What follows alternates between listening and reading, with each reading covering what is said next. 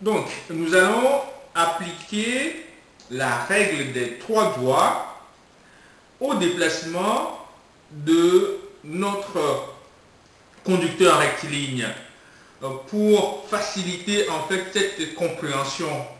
Parce qu'il est très important, nous savons que si nous faisons passer du courant dans ce conducteur, placé dans un champ magnétique, le conducteur est animé d'un mouvement. Mais il est très important de savoir, suivant la polarité, nous avons du courant continu, donc nous avons le pôle plus et le pôle moins. Suivant la polarité, il est très important de quantifier cette force et de savoir dans quel sens se déplace cette force.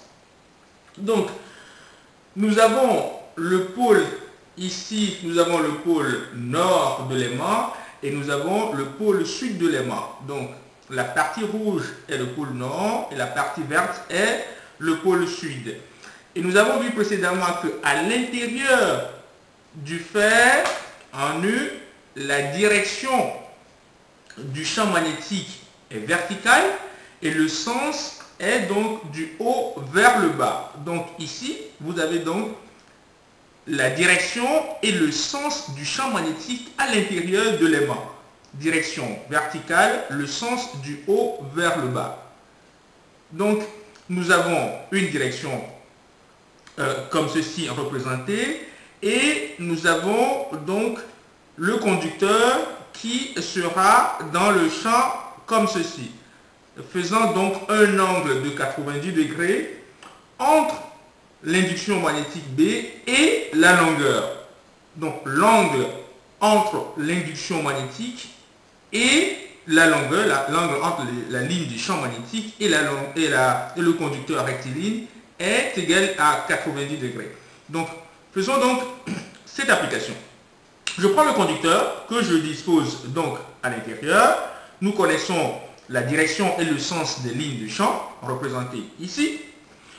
Et la règle des trois doigts de la main droite nous dit le pouce représente donc le champ, l'index le chemin, c'est-à-dire la direction, le sens du déplacement, et le majeur représente la circulation du courant. Donc le pouce indique la direction du champ, de la ligne de champ, donc je le pousse comme ceci, puisque nous avons vu que les lignes de champ se dirigent donc du pôle nord vers le pôle sud, donc je le pousse, le champ, le chemin et le courant. Donc qu'est-ce que je veux faire? J'ai ma batterie ici et je veux faire la connexion. Donc je prends le pôle positif que je mets ici, ce qui fait que dans mon circuit, le courant partant de la batterie rentre dans l'ampèremètre, le déplacement étant très rapide, nous aurons vraiment du mal à lire l'intensité qui affiche le multimètre. Donc le courant rentre ici, passe en dessous et donc passe dans les rails d'aluminium, traverse ici, donc ici, sort d'ici et sort de l'autre côté. Le circuit est donc bouclé, fermé. La direction, le sens du courant est bien connu comme ceci, du pôle plus vers le pôle négatif. Donc je connais la direction du champ, le pouce, ok.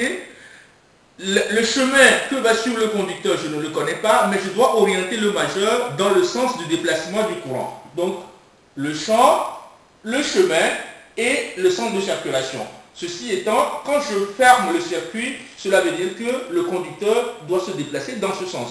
Champ, chemin de déplacement et la direction du courant. Très important, on va donc passer à l'application. Tout est réuni, je ferme donc le circuit. Voilà. Donc nous avons très bien observé cette application de la règle des trois doigts, le champ, le chemin, la direction, le champ, le chemin de déplacement et le courant. Je ferme encore une fois le circuit. Voilà le déplacement. Maintenant, comment ça se passe si je change la polarité des piles?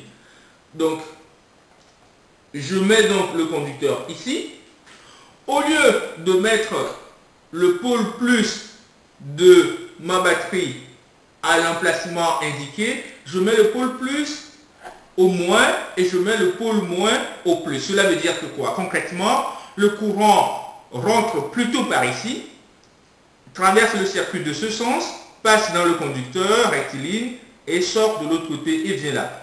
Précédemment, nous avons vu que le sens du courant c'était comme ceci, maintenant le sens du courant est comme cela. Qu'est-ce que ça veut dire? Avec la règle des 3 doigts de la main droite, j'ai toujours le champ dans le même sens puisque je n'ai pas inversé les mains, donc le champ il est toujours comme ça.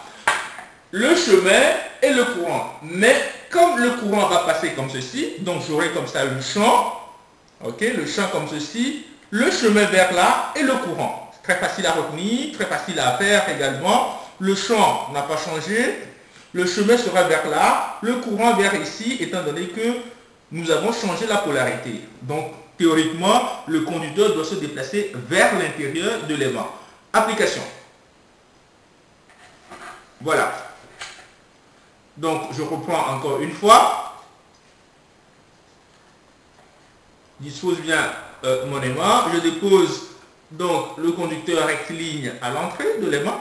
Okay, l'espace est suffisamment réduit pour que l'intensité de l'induction magnétique soit suffisante. Donc, le champ, le chemin et le courant. Théoriquement, le conducteur doit se déplacer vers l'intérieur de l'aimant. Voilà.